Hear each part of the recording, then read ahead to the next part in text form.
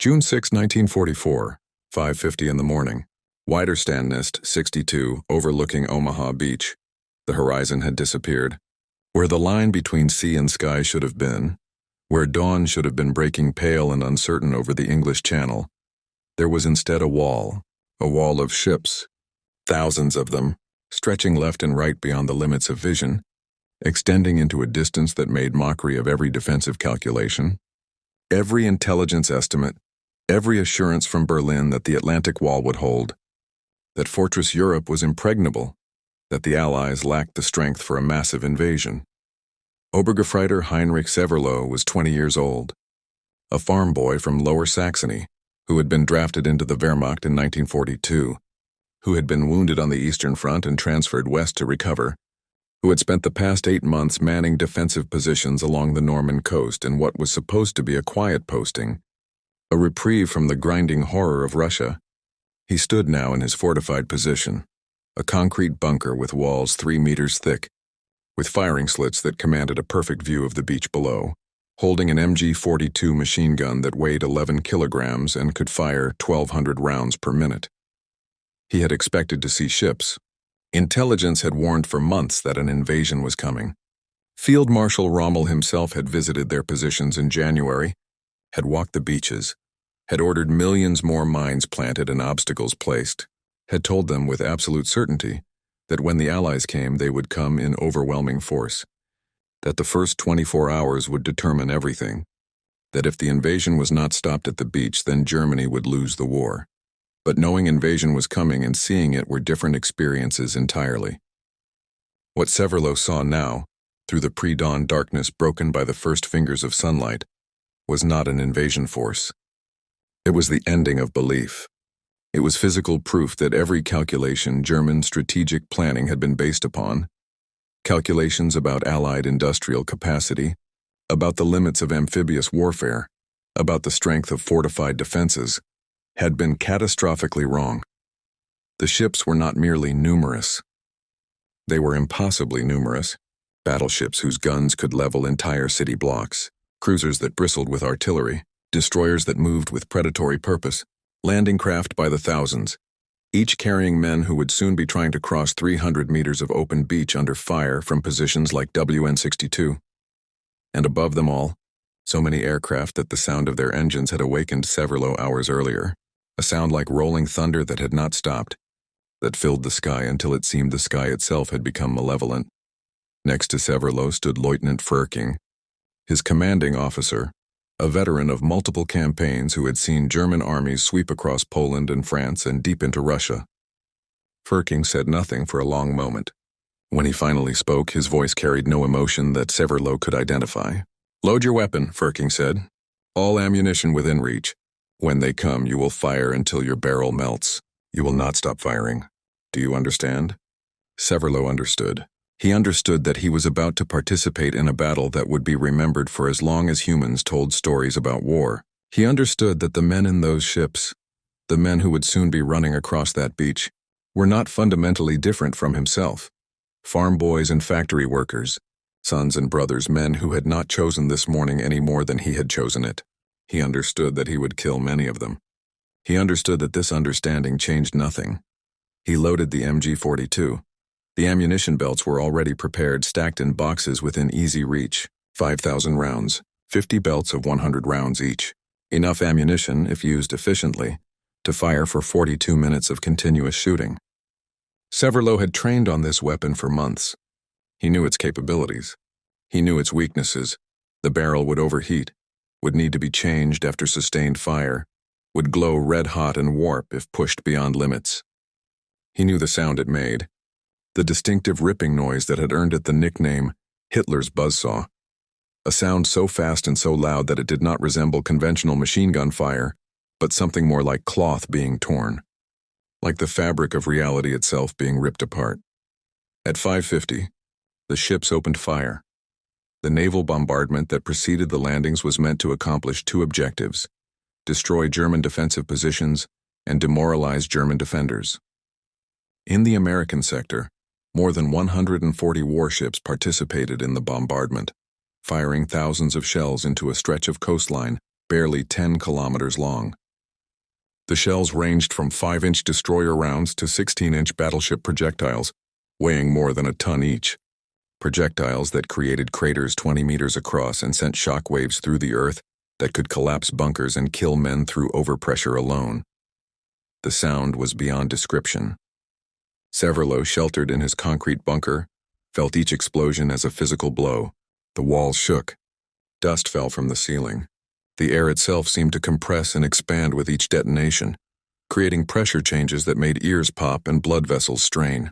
For 40 minutes this continued, 40 minutes during which thought became impossible, during which the world reduced to waiting and enduring and praying that the next shell would not be the one that found its way through the firing slit or collapsed the bunker entirely. Yet when the bombardment stopped, when the sudden silence fell like a weight, Severlo was alive. The bunker was intact. His weapon was functional. Most of the German positions at WN62 had survived because Rommel's engineers had built them to survive, had poured enough concrete and dug them deep enough that even battleship shells could not penetrate unless they scored direct hits through the firing slits or doors. What the bombardment had accomplished was different from its intended purpose. It had not destroyed German defenses. Instead, it had revealed to the defenders the sheer magnitude of what they faced. A nation that could afford to fire thousands of tons of high explosive into a 10-kilometer stretch of beach, that could do this as a preliminary operation, that treated this level of firepower as merely preparatory, was a nation that possessed resources beyond anything the Wehrmacht could match. At 6:30, the landing craft reached the beach. Through his firing slit, Severlo watched them come. The craft lowered their ramps while still in waist-deep water, and American soldiers began jumping out, struggling toward the beach under the weight of equipment and weapons and the terror of what they knew was coming. For a few seconds, perhaps 15 or 20 seconds, the beach was silent. The Americans were still beyond effective rifle range, still moving through water that slowed them to a stumbling walk. Then Firkin gave the order. Open fire. The MG-42 roared to life. Severlo pulled the trigger and held it, traversing the barrel slowly left and right across his assigned field of fire. The weapon's recoil was steady and brutal, a continuous shaking that rattled his teeth and compressed his spine. Through the sights he could see the bullets striking, see water fountaining where they hit the surf, see sand erupting where they struck the beach, see bodies falling and bodies diving for cover and bodies simply ceasing to move forward. The training had prepared him for the mechanics of this. How to control the weapon, how to manage ammunition, how to change barrels when overheating occurred. What the training had not prepared him for, what no training could prepare anyone for, was the psychological experience of killing at industrial scale. This was not combat as Hollywood portrayed it or as propaganda described it. There was no courage being tested here, no battle of wills between warriors. There was simply a man with a machine gun firing into a mass of other men who were trying desperately to cross open ground, and the mathematics of the situation were straightforward and terrible. Within minutes, Severlo's entire field of fire was covered with bodies. Some were dead. Some were wounded and screaming. Some were unwounded but pinned down, unable to move forward or backward without drawing fire. The tide was coming in, and wounded men who could not move were slowly drowning in water that rose centimeter by centimeter. Severlo saw this. He registered it, and he continued firing because those were his orders, and because stopping would accomplish nothing except his own death when the Americans eventually overran his position. The first ammunition belt ran out. Severlo reloaded. The second belt. The third. He had trained to change magazines in 15 seconds. In combat, with hands shaking from adrenaline and the barrel so hot it radiated heat like a furnace, it took longer. But he kept firing. Belt after belt. Watching the beach fill with Americans who kept coming despite losses that should have stopped any rational assault. Next to him, Franz Gockel manned another machine gun. Gockel was 18 years old, younger even than Severlo, a roofer's son from Westphalia who had been drafted 6 months earlier. His weapon jammed after 2 hours of continuous fire, a double feed that required disassembly to clear. Gockel switched to his Karabiner 98K rifle, firing single shots at ranges so close he could see the faces of the men he was shooting. In his letter to his parents 4 days later, he would write, "We could not understand that they kept coming in the hail of fire despite their heavy losses. The 100-fold superiority probably eliminated each of us. I fired over 400 rounds with my rifle, and that at the convenient distance of 100 to 250 meters. The convenient distance. The clinical language of a boy describing the process of systematic killing. The letter would be censored before reaching his family. Not because it revealed military secrets, but because it revealed a truth that the High Command did not want circulating. That the Atlantic Wall's defenders, despite their advantages in position and firepower, knew they were facing an enemy so numerous and so determined that defeat was mathematical. By 8 a.m., Severlo had fired more than 3,000 rounds. His shoulder was bruised purple from the recoil. His hands were burned from changing hot barrels. His hearing was gone, replaced by a high-pitched ringing that would last for days. But the Americans kept coming. New waves of landing craft disgorged fresh troops who had to cross a beach now littered with the wreckage of previous waves.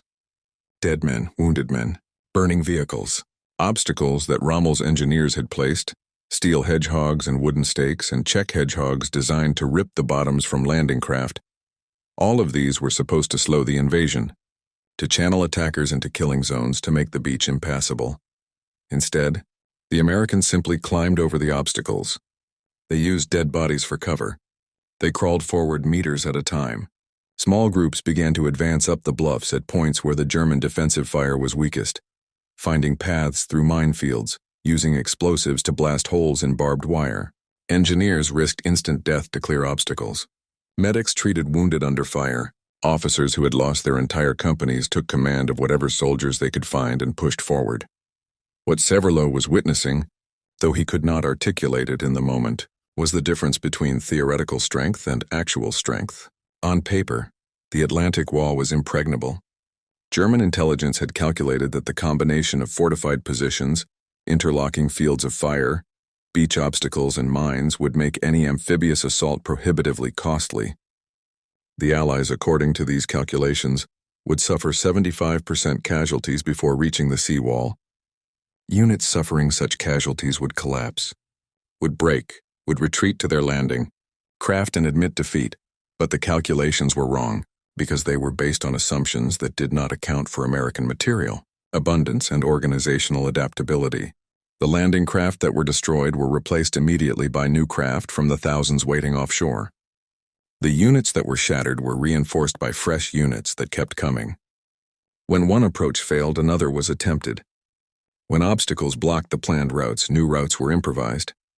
And most critically, the American soldiers, despite suffering exactly the horrific casualties that German planning had predicted, did not break.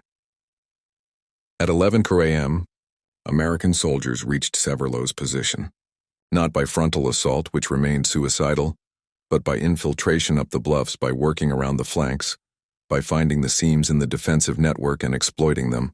Firking ordered the withdrawal. Severlo fired his final burst. He had exhausted 48 of his 50 ammunition belts, nearly 5,000 rounds, and abandoned the MG-42 that had served him for 9 hours of continuous combat. As he fled inland, he passed through Colleville-sur-Mer, the village behind WN-62. The village was under bombardment from naval guns. Houses were collapsing. Fires burned everywhere. French civilians, old men and women and children who had been living under German occupation for 4 years, huddled in cellars while the battle raged above them. Some would die that day, killed by shells that made no distinction between military and civilian targets. Others would survive to see American soldiers enter the village later that afternoon, to see the Germans flee or surrender, to understand that liberation had come but at a price measured in thousands of lives. Severlo was captured 3 days later by American MPs at a temporary prisoner collection point. He was identified as a soldier, disarmed, searched, and sent to the rear with thousands of other German prisoners. He did not tell his captors what he had done on June 6th. He did not mention the MG-42 or the 5,000 rounds or the bodies he had seen piling up on the beach. This information would have served no purpose. The battle was over. He had lost.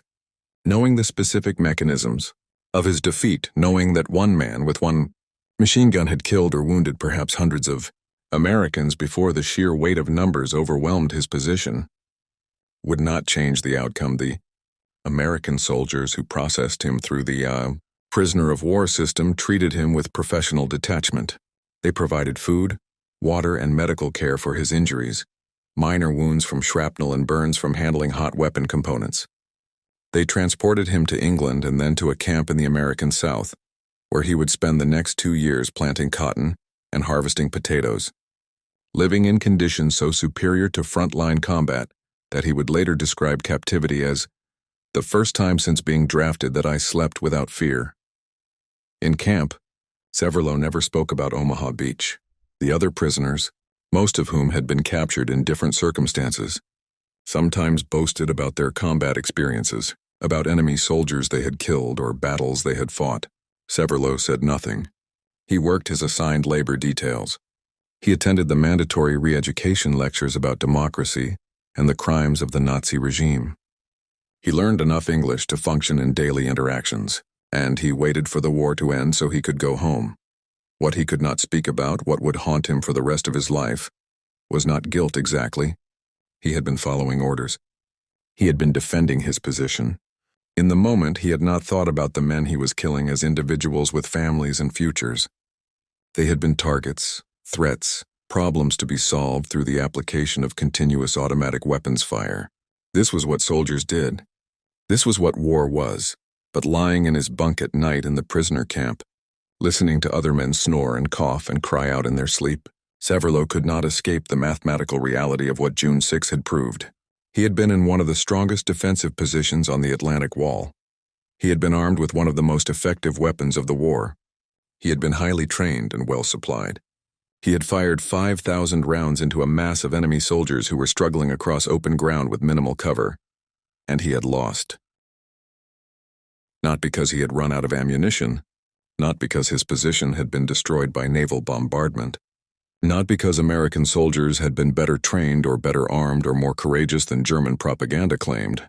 He had lost because the Americans simply had more. More men, more ships, more landing craft, more artillery, more aircraft, more industrial capacity to replace losses and continue operations despite casualties that would have ended any previous military campaign in history. The Atlantic Wall, that monument to German engineering and strategic planning, that propaganda masterpiece that Hitler had called impregnable, had failed not because it was poorly designed or inadequately defended, but because it was attempting to solve a problem that had no military solution.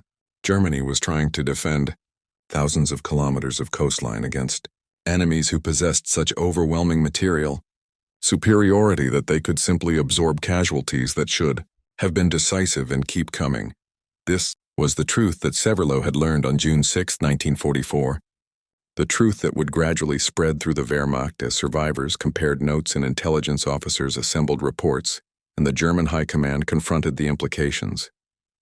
The truth was this: Fortress Europe was a fiction. The Atlantic Wall was theater. Germany had lost the war not on the beaches of Normandy, but in the factories of Detroit and Pittsburgh, in the shipyards of Philadelphia and Seattle, in the training camps and supply depots and logistics centers where American industrial might was converting economic power into military force with an efficiency that German planners had never imagined possible. Field Marshal Rommel understood this truth before most. He had inspected the Atlantic Wall defenses in late 1943 and early 1944, and had immediately recognized the fundamental problem. There were not enough soldiers to defend the entire coastline, not enough weapons to stop a truly massive invasion, not enough reserves to counterattack quickly enough to drive invaders back into the sea. Rommel had tried to address these deficiencies. He had ordered millions more mines planted. He had created beach obstacles on an unprecedented scale. He had pushed for more authority over panzer divisions so they could be positioned closer to the coast for rapid response. But Rommel's efforts were constrained by two realities he could not overcome. First, German industrial production was declining under Allied bombing, while Allied production was accelerating beyond anything the war had previously seen. Second, Hitler and the German High Command were still making strategic decisions based on assumptions that no longer reflected reality. Assumptions about German racial superiority, about the weakness of democratic societies, about the impossibility of the kind of industrial mobilization that America had actually achieved. These assumptions had been core to Nazi ideology since the 1920s. Hitler had written in Mein Kampf that democracies were weak because they respected individual rights, that mixed-race societies like America lacked the cohesion necessary for total war, that Jewish influence had corrupted Allied nations and made them incapable of the kind of sustained sacrifice that victory required. For 20 years, Nazi propaganda had reinforced these beliefs, creating a worldview in which German defeat was literally unthinkable because Germans were inherently superior to their enemies. June 6, 1944, was the day this worldview collided with reality so violently that even the most fanatical believers could not ignore the contradiction. When German soldiers in defensive positions along the Atlantic Wall saw the invasion fleet, when they fired into waves of American and British and Canadian soldiers who kept coming, despite appalling casualties, when they realized that every defensive success was temporary, because the Allies had reserves behind reserves behind reserves, the psychological impact was profound. Franz Gockel, the 18-year-old machine gunner at WN-62, would later describe the moment of recognition. When we saw the ships, we knew it was over. Not the battle, the war. No army could survive what was coming. We fought because we had no choice, because orders were orders, because surrender on the beach would have been execution. But we knew. Everyone knew. The fortress was a lie. America had not been weakened by democracy. It had been strengthened by it. This was the terrible truth we learned that morning. Gockel survived D-Day with a wound to his hand that got him evacuated from the front. He would spend the rest of the war in military hospitals and would be captured by American forces during the final collapse of the Reich in 1945. After repatriation to Germany, he would dedicate much of his life to Franco-German reconciliation, returning to Normandy almost every year, meeting with American veterans, participating in memorial ceremonies. He would describe this work as an attempt to give meaning to something that had no inherent meaning, to transform the memory of that terrible day into something that could prevent future such days. Heinrich Severloh would take a different path. After his release from American captivity in 1947, he returned to his family's farm in Lower Saxony and tried to resume normal life. For decades, he told no one about his role at Omaha Beach. He married, raised children, worked the land, participated in his community. But in the 1980s, encouraged by historians researching D-Day, he began to speak publicly about his experiences. His memoir, published in 2000, was titled WN-62 Memories at Omaha Beach. In it, he described in clinical detail the mechanics of firing 5,000 rounds into masses of American soldiers, the process of reloading and barrel changes, the view through his sights as bodies fell and the tide rose and the beach turned red. The memoir was controversial. Some readers praised Severloh for his honesty, for documenting a perspective rarely presented in histories that focused on Allied heroism. Others condemned him, arguing that his detailed accounts of killing American soldiers were disrespectful to the dead and glorified his role in one of the bloodiest days of the war. Severloh responded to both groups with the same message. He was not proud of what he had done, but neither was he ashamed. He had been a soldier following orders. The real responsibility lay with those who had started the war, who had built the Atlantic Wall, who had placed young men in concrete bunkers and told them their nation's survival depended on stopping an invasion that could not be stopped. In 2000, Severloh traveled to Normandy for the first time since 1944. He stood on the bluff overlooking Omaha Beach, at the site where WN-62 had been, where his bunker had been demolished by American engineers in the days after the invasion. The beach below was peaceful, filled with tourists and families, the sand clean and the water blue. The American military cemetery at Colleville-sur-Mer, where more than 9,000 American soldiers are buried, was visible in the distance. Severloh had been invited to a ceremony of reconciliation, where German and American veterans met to acknowledge each other as former enemies, who had become friends in the decades of peace that followed the war. At the ceremony, Severloh met David Silva, an American veteran who had landed on Omaha Beach with the 1st Infantry Division. Silva had lost friends on June 6th, had seen men cut down by machine gun fire as they left their landing craft, had spent hours pinned down on the beach waiting for the opportunity to advance. The two men shook hands. Silva said, "You were doing your duty. We were doing ours. The war is over." Severloh responded, "I am sorry for what I did. I am sorry for all the death." They embraced, and photographers captured the moment. Two old men, former enemies, united by shared memory of the worst day either had experienced.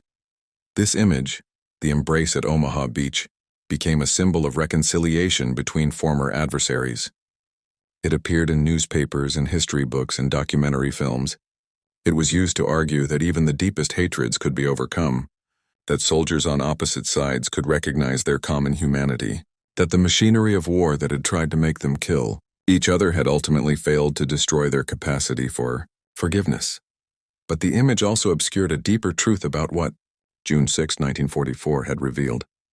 The Atlantic Wall had not failed because German soldiers lacked courage or determination.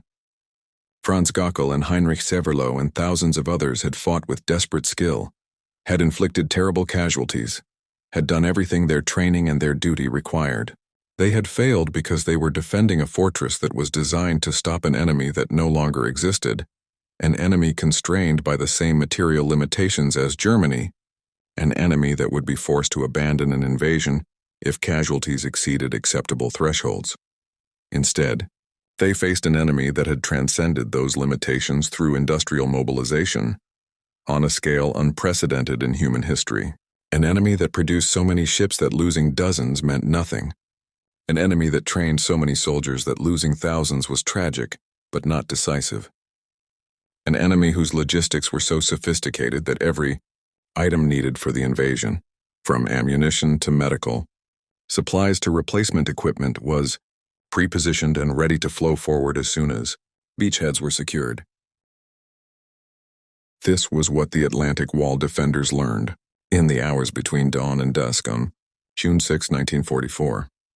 They learned that concrete and steel and tactical skill could not compensate for fundamental disadvantages in industrial capacity. They learned that propaganda about enemy weakness was worse than useless. It was actively harmful because it prevented realistic assessment of the strategic situation. They learned that wars in the modern era were won not on battlefields but in factories, not through superior fighting spirit but through superior production. The Battle of Normandy would continue for weeks after D-Day. German forces would conduct a skillful defensive campaign, making the Allies pay for every kilometer of advance, inflicting casualties that in any previous war would have been considered unsustainable. But the outcome was never in doubt after June 6th. The Atlantic Wall had been breached. Allied forces were ashore in strength. The industrial power that had produced the invasion fleet would now produce the tanks and artillery and aircraft needed to drive inland. By the end of August 1944, German Army Group B, the forces that had defended Normandy, had been destroyed. 25 divisions had been annihilated. Over 200,000 German soldiers were dead, wounded, or captured. The survivors retreated toward Germany, abandoning France and Belgium and the Netherlands, falling back on defensive lines that were increasingly improvised because the static defenses, the fortresses, the prepared positions, the walls that were supposed to make occupation permanent, had all proven useless against an enemy willing and able to concentrate overwhelming force. When Heinrich Severloh returned to Germany in 1947, released from American captivity, he found a nation that had been utterly defeated. The cities were rubble. The economy had collapsed. Millions were dead. The Reich that was supposed to last 1,000 years had lasted 12.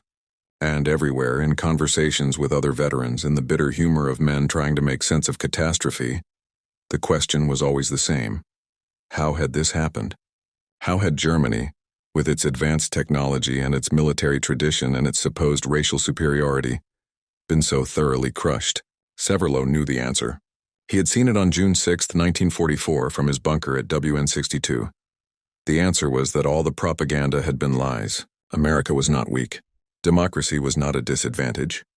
Industrial capitalism, far from being decadent and unstable, had proven capable of mobilizing resources more effectively than fascist central planning.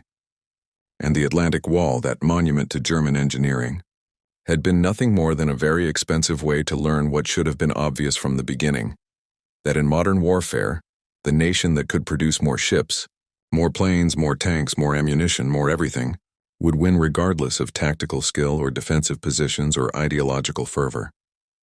This lesson was not unique to Germany. Every defender of the Atlantic Wall, from Norway to the Spanish border, learned versions of the same truth on June 6th, and in the days that followed.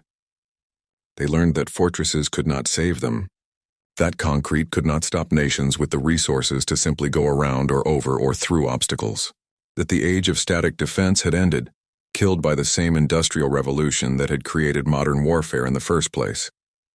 Severlow lived until 2006, dying at age 82 in a Germany that had been rebuilt under American influence, that had adopted democracy, that had become an ally of the nations it had once fought.